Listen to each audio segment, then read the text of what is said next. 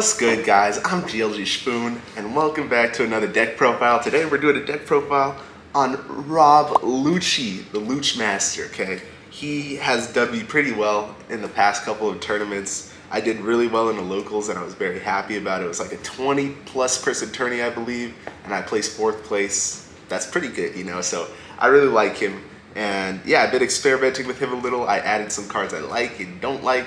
But yeah, let's just get into this deck profile. So start off the deck profile, we're gonna go over searchers first. And we only run 4 searchers, and they are 4 brand news right here. Now, I only run brand news and not the Spondovs. Brand new only searches for Navy cards and trashes the rest. So if you trash CP9 cards, it's not a big deal, because then you could use Kaku to use his effect and KO at cost of 3 or less, but we'll get to Kaku later. So just these 4 searchers.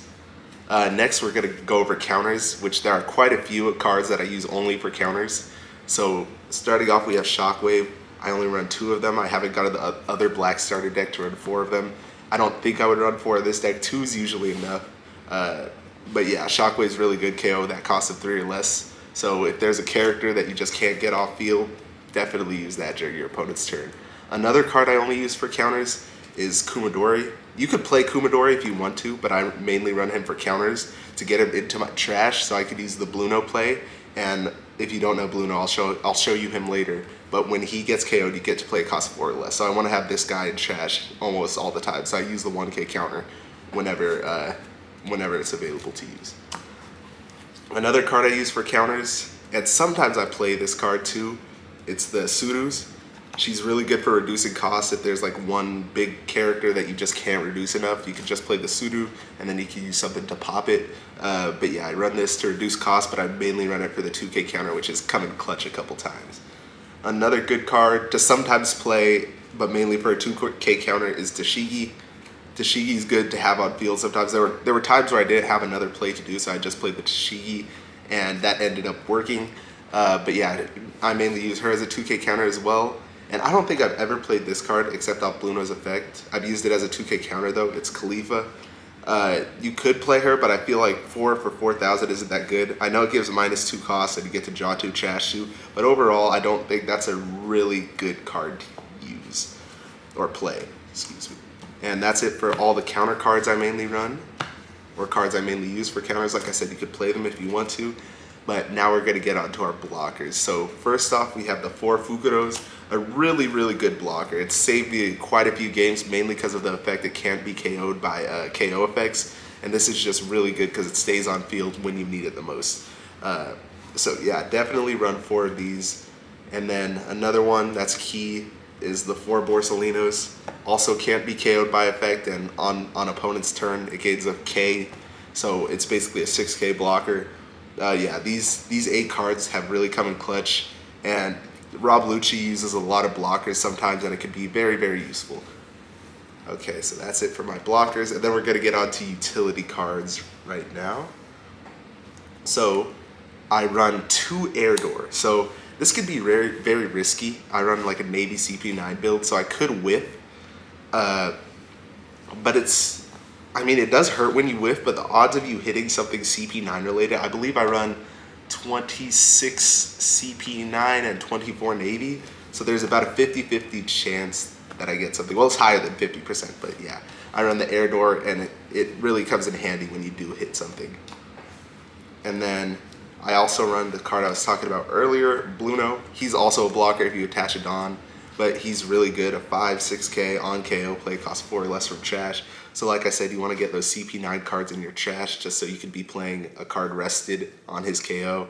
So he's really nice to combo with some cards. Like I said, he's really nice to combo with this Kumadori. So yeah, just look for that play almost every time if you could do it. And then I run 4 Kakus as well. So this is why you really want to get CP9 stuff in your trash, because you're going to be using a lot of trash manipulation with Bluno and Kaku. So Kaku, if you return 2 CP9s to bottom of deck, you get to KO cost 3 or less. He's coming really clutch against a lot of red decks. Since red decks run a lot of low cost stuff, Kaku is just coming clutch and popping them. So yeah, this card is really good in my opinion. And then we have some Navy based cards. So we run Kuzan. So pretty self-explanatory. On play, draw 1 card, then -4 costs when attacking. Just a really good card to reduce costs and get stuff off field when you need to get it off field. And it's a really good attacker as well. You get to swing for 5k, then pop a character too if you have the KO power in hand. And then I run the 6-drop Rob Lucci. So I know a lot of decks don't run this card, but I personally really like it. It has helped me seal out game a couple of times. Just being a 6 cost for a 7k swing when your opponent doesn't expect it is really good, and I could catch them off guard. And then you have 4 Dawn left over as well. So yeah, really good card. I usually save it to seal off game, and then you just have to have CP9 in your trash in order for it to gain rush. So yeah, like I said, CP9 in trash is a very, very key thing for this deck. And then on to some of our higher cost characters. We have Sakazuki. On play, KO costs 5 or less and trash 1 card from hand. So you want to be comboing this with Kuzan usually. You want to be comboing it with that card if you can. And yeah, just a really good card. KOing that costs 5 or less. It can come in really useful and save you the game sometimes as well. And then finally, the last 2 cards I run are 2 Ishos. The Ishos actually really helped me win this tournament. Being able to choose 2 cards that your opponent trashes from their hand is really useful. And yeah, that's pretty much it for the deck profile. So before we end the video, we have a little bit of gameplay for you guys so you guys could really understand how the deck works and how it performs and decide which cards you guys want to add. So when going, you usually want to go second just so you could get that curve for those navy cards, but going first isn't really a bad thing either because most CP9 cards are on an odd curve anyway. So yeah, try and go second if you can. So looking at my hand, it's not that good a hand. I have like 2 Kumadores, so I'm like, okay, let me just reshuffle. You're looking for like a lot of KO power, or that's what I look for at least, because I have trouble finding KO power like halfway through the game. Like I really wish I had Kakus or Sakazukis like starting the game. So usually I look for those when I start out. And sometimes having an Isho isn't bad in hand because I know Zoro's going to be high in card count, so an Isho wouldn't be bad to have in hand as well. So looking at this mulligan hand, I remember it wasn't bad at all. Like that Kaku's really good to have, Kumadori's not bad to have, and then the brand new I have something to play turn 1. So he searches with Whitebeard Pirates right here, finds nothing. I guess I get a little lucky here, him whiffing. And then he passes the turn to me, activating 2 Dawn. I'm going to play brand new here. If I whiff, it's fine because all that CP9 goes to the trash, which isn't a bad thing. I get it to Shigi. Not the best, but not the worst either. 2k counters is pretty nice to have, late game especially. He plays a Curly to Dawn, searches again, and he whiffs again. He is really hurting over there. Like, that's just unlucky, and I guess I'm getting lucky on my part. He swings for 6k, and I decide to counter out of it. Now, this is really up to your playstyle. I like to counter out early, and usually I take hits later in the game. But yeah, usually I counter out early. So I end up playing Borsellino just to have him on board for later. I usually don't swing with my high cost blockers because I don't want them to get KO'd early on with one of his swings. So that Borsellino will probably stay active for most of the game. I should swing with him, but I just don't like swinging with blockers. So he swings with 5k at my leader. I decide to just block with 6k because he gains a k. And then I believe he swings at life here, which I take. It's not that big a deal. And I got a rush Lucci in hand. So I'm thinking, okay, I could seal out game with this if I really need to. And then he plays an Izo. So right now I'm thinking, okay, he has a lot of cards on board and it can be pretty scary. And then he plays the card name, I forgot it, but it basically gives Arrested Dawn. So I don't like Arrested Dawn.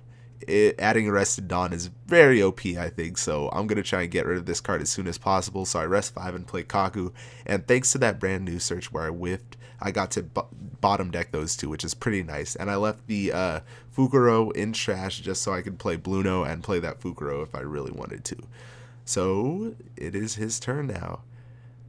He ends up, what does he do?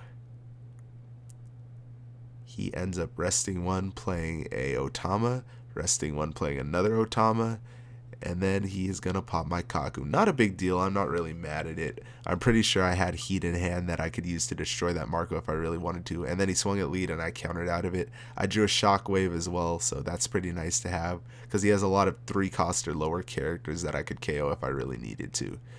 So I decided to swing with leader at his lead. And I forgot what I actually played here. I think it was a Sakazuki. I rest 6. Yep, play the Sakazuki, KOing the Marco. He could bring it back, but it's not a big deal if he does. And he doesn't, so I kind of lucked out. Because if that Marco was revived, I probably wouldn't have been able to kill it that turn anyway. So what is he going to do this turn? I got scared. I thought he was playing Whitebeard resting 9, but he luckily didn't have it. I think he runs 1 Whitebeard in his deck, but he rests 1, plays Buggy. Buggy's kind of a threat with Zoro. I mean, it's another character he could swing with, and he whiffs again, which is rough on him, and he's searching again with the Izo, and luckily he finds Marco. That's something at least. But yeah, he has been, I think he whiffed like 3 out of 4 times this game, so I've been getting lucky, I will say. And I have my 2-Don active, so I'm ready to use Shockwave. I'm pretty sure I want to target the Buggy here because it's the highest power, and he could easily just up that with Zoro if he wanted to. So I'm going to try and Shockwave the Buggy here, probably.